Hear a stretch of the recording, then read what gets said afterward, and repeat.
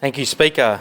I rise to convey the sorrow and condolences of the people of Pascoe Vale, Coburg and parts of Brunswick West at the passing of the Honourable Tom Roper, and to place on the record my community's gratitude and sincere thanks for the valuable contribution rendered by Tom through his 20 years of service as the member for Brunswick West from 1973 to 1976, the member for Brunswick from 1976 to 1992, and as the member for Coburg from 1992 to 1994. Speaker, there really is no other way to describe it, but Tom Roper generally was a Labor giant. In making my first speech to this chamber just in February, I paid tribute to Tom as a former local member and for much of the area I now humbly represent. In doing so, however, I'm sad to say that I never got the chance to meet Tom before his passing, but my family and I, who were his long-time constituents while growing up, certainly were aware of who Tom Roper was, as humble beneficiaries of his advocacy and commitment to improving the lives of local working people. And while today's contributions have highlighted much of Tom's service as a senior minister in the Kane and Kerner Labor governments over a 10-year period, I would like to draw the House's attention to some of the influential advocacy Tom undertook on behalf of his constituents locally. In this respect, we don't need to go any further than Tom's first speech to Parliament of the 11th of September 1973 to see just where his priorities lay as a parliamentarian, where the local community was always at the centre of his work and where he said, and I quote, "My main duty is to take whatever steps are necessary to safeguard the interests of my electors. It is my aim that the electorate of Brunswick West should get an equal share in present development programs. In fact, it should receive a better deal to compensate for past difficulties it has suffered. My theme really is, why can't it happen in Brunswick West and similar less affluent areas?" Hear to that, Speaker.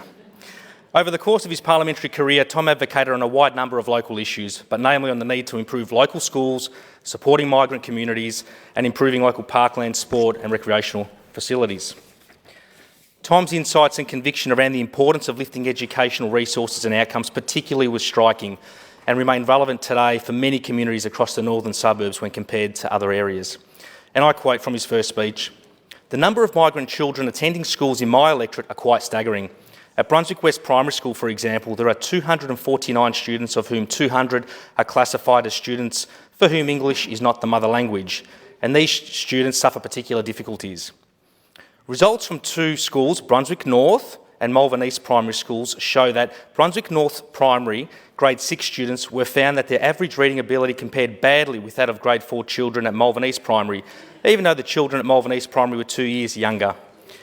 Speaker, many of these children Tom was advocating on behalf of at the time would have been largely from Italian migrant backgrounds, as well as Greek, Cypriot, Lebanese, Turkish, Maltese, and many other Southern European and Mediterranean backgrounds. Children of migrant parents who arrived here with nothing but a suitcase on their backs. Migrant families who came here with very little in their pockets, but a whole lot in their hearts to give to their new country. Migrant families such as mine, and children such as me and my siblings, who were the beneficiaries of being educated in the very local public schools Tom Roper was advocating on behalf of during his time as the local MP. I'm grateful to have had Tom Roper as my local MP in the early 1990s as I attended Coburg West Primary School, which along with all of our local schools he diligently represented to help lift local educational investment, resourcing and outcomes, but particularly for culturally and linguistically diverse children. When it comes to local parklands and open space, sport and recreational facilities, Tom was also just as fierce an advocate on local issues. As he said in his first speech on these issues, much of which I believe are still actually pretty relevant, particularly given that we as a state government are now increasingly turning our mind towards reforming the planning system and the provision of infrastructure in local communities. Tom said back in 1973, and I quote, "The paucity of recreational space and facilities in inner suburban areas of Melbourne is a scandal. In Brunswick, there are 80 acres of park for 50,000 people.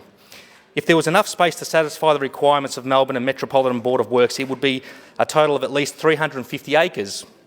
Coburg is somewhat better off as it has 250 acres of parks and gardens. However, it should be more like 400 acres.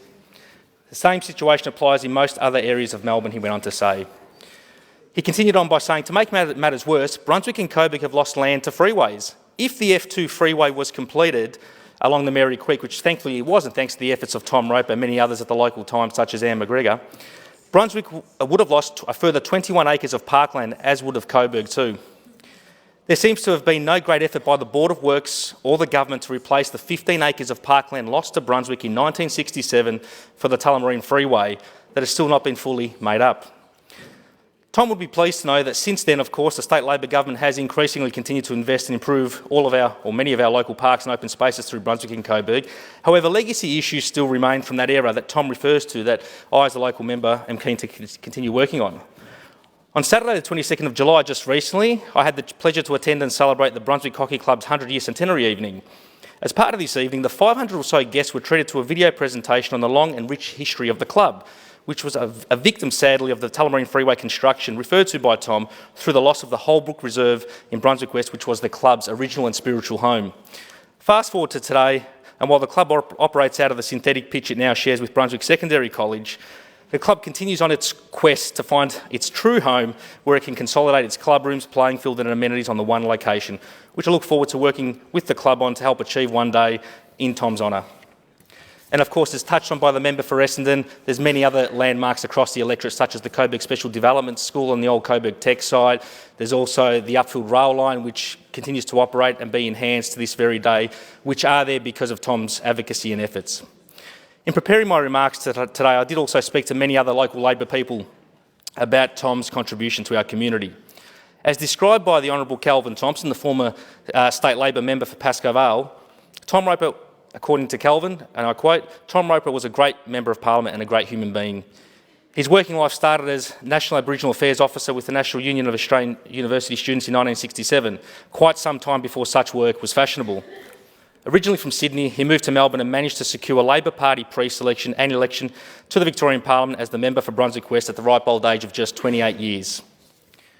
In being elected to Parliament, Tom worked with the new Labor MPs such as David White, John Cain, Steve Crabb, Rob Jolly, whom a lot of whom believed, according to Calvin, that the older MPs had become too comfortable and resigned to opposition.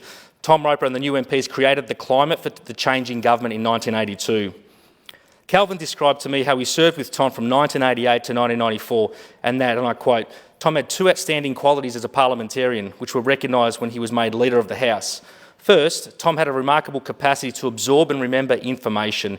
The only other person I ever came across, according to Calvin, who carried more information in his head was Gough Whitlam.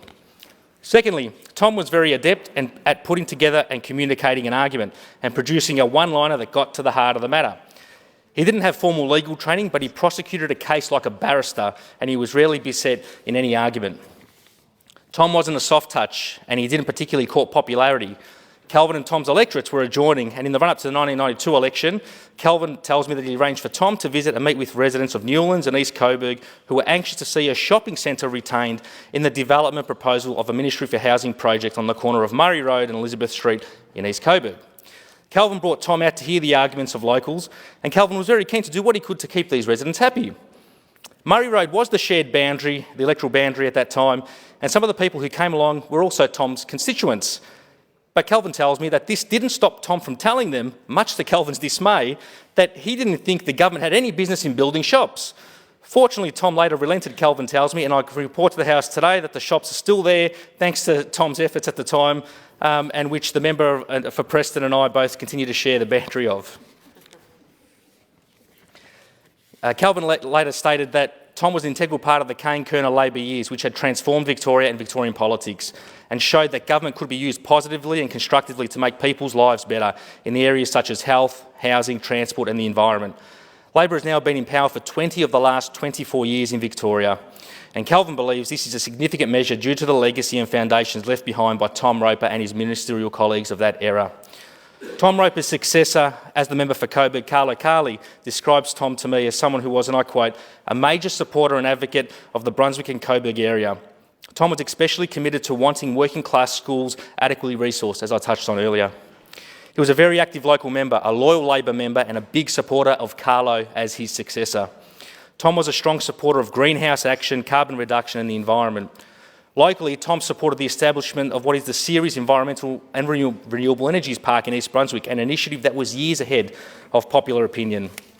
Speaker, to echo the words of Tom Roper, why can't it happen in Brunswick West as well as Coburg and Pascoe Vale? I reckon this will be my new mantra in his honour and in his legacy.